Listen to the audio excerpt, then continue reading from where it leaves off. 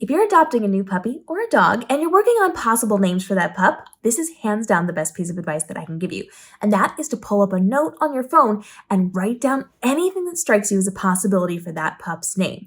I want you to be able to visually see it. Check the different spellings of that name. See which one you like the best. See which one is easiest to type. Which one is going to make the most sense for you. And then you can work on your name combinations. So you compare those first names with potential middle names. You also might want to check it with your last name because when you go to the vet, they will refer to your dog as the dog's first name and your last name. And if that matters to you, you might want to check in on that one.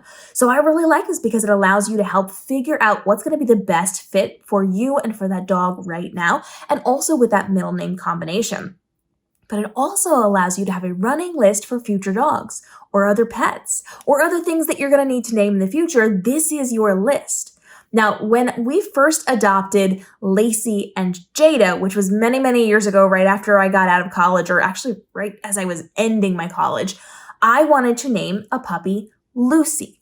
And because my mom, for her dog Lacey, chose Lacey, I could not then name my dog Lucy. Lacey and Lucy just wasn't going to work for me. So I went with Lacey and Jada was my choice for my girl.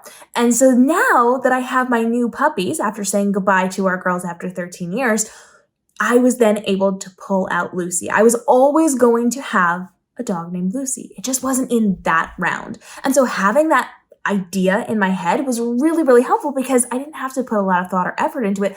I already knew what I wanted. And I already knew that I could keep an eye out for things that would work for future dogs. So if you know you're getting a dog in the next 3 to 5 years, that's going to be your second dog or even your third dog, or after you lose your pup, you know you want some things in the future. If you want things specific to those names, or if you want things that kind of go with that vibe, you can start collecting that for those dogs.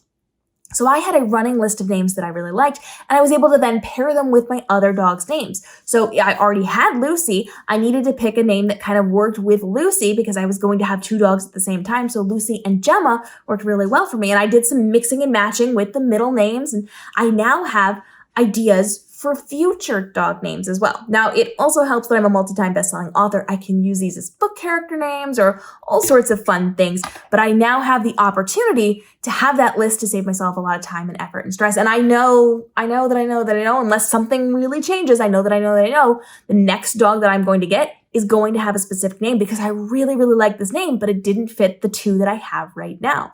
So I have that running list. That's going to save me a lot of time and effort. It's going to save you a lot of stress as well. And you know where you're going, or at least it gives you a springboard so that you don't have to start from scratch or try to remember things over a decade later when you're adopting a new dog.